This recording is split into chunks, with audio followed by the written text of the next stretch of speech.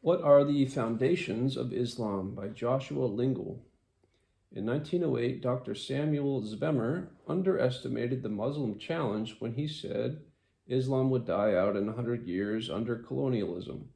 At that time, there were 230 million Muslims in the world, with only 28 Christian missionaries working among them. A century later, the Muslim population has multiplied 7 times to include well over a billion people.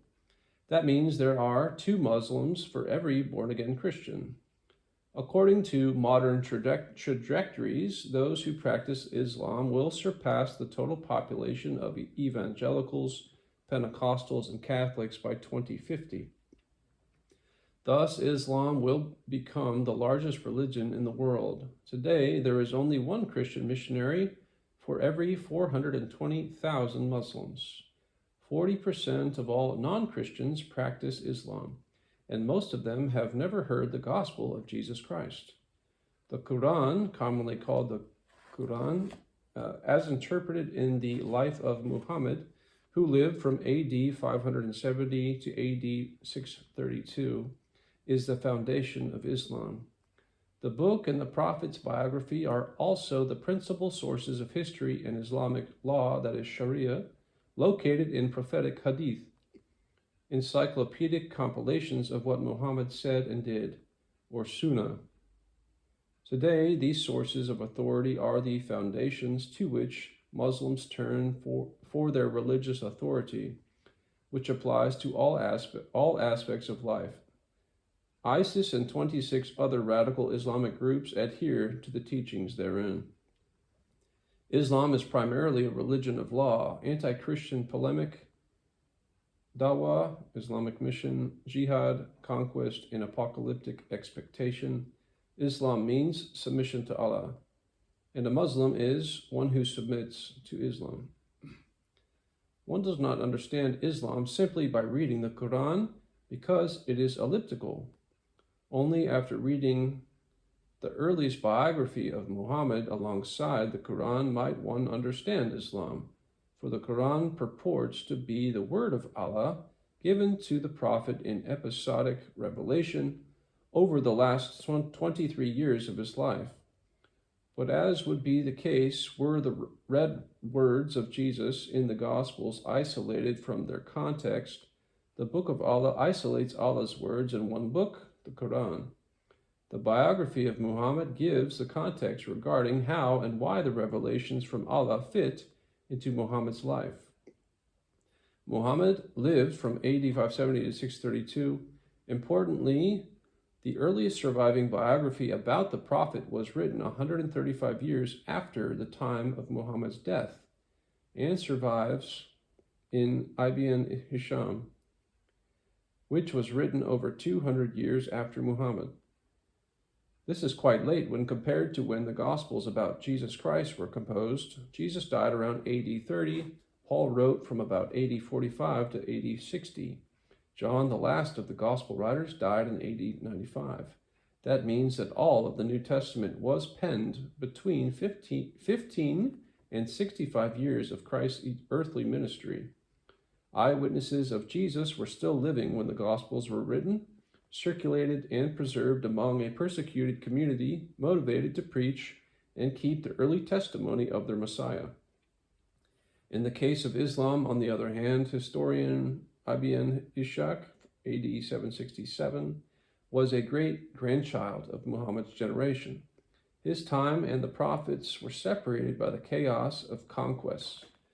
His words lacked any surviving eyewitnesses, and in many instances, they included contradictory oral traditions.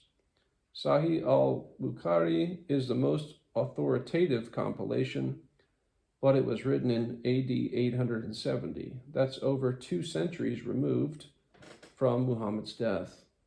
The book drew from 600,000 traditions, which Bukhari cuts down to 7,397.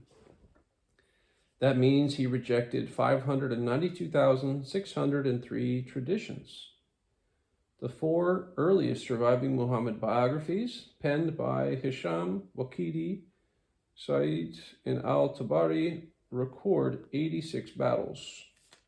The first biography is replete with accounts of killing, assassinations, beheadings, mutilations, stealing, taking wives, concubines, lying, slavery, torture, forced conversions, and rape. Indeed, nearly 75% of the 815-page Life of Muhammad covers the Muslim battle campaigns, Maghazi.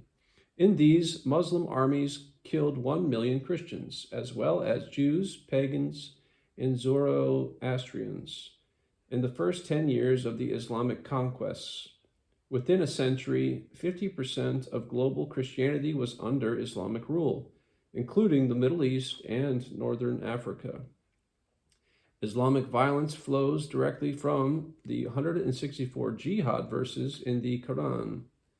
S9:5, slay the idolaters wherever you see them.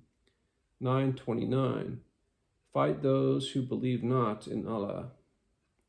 47:4, when you meet in battle those who disbelieve, then smite the necks. 2:217, fighting is prescribed for you. In the Life of Muhammad by Gilyama, battle narratives include the facts that 600 to 900 Jews were beheaded, page 464. Abu Sufyan had to accept Islam or lose his head, on page 547.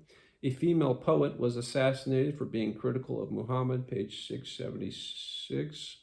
Muhammad gave permission for Muslims to tell lies in warfare, page 367. And mutilations were approved, page 322 and 387. Muslims attack the Bible, Christian theology, and the historical foundations of biblical faith. This is done with the understanding that if the Bible is true, the Quran and Islam cannot be. The Quran challenges the Bible on many key points. It insists that Jesus is not the Son of God. Reference 4:171. Was neither crucified nor killed. Reference 4:157. Maintains that salvation is by works. Reference 5:9 and 42:26. Notes that Jesus said not to worship him. 5:116. And teaches that God is not a trinity. Surah 4:171 says, say not three, desist, it is better for you. Allah is only one God. Far be it from his glory that he should have a son. The 93 verses about Jesus in the Quran were written approximately 632 years after his earthly lifetime. Simply put, no credible historian would use the Quran as reliable testimony for the life of Jesus because the book appeared 600 years after he did. Nevertheless, peculiar stories about Jesus from the Quran make their way into pop culture. These include the baby Jesus speaking from the cradle and Jesus creating clay birds that he makes come to life. The Jesus Islam paints never existed. Notably, the Quran says that none can change the words of Allah. Reference Surah 6:115 and 18:27.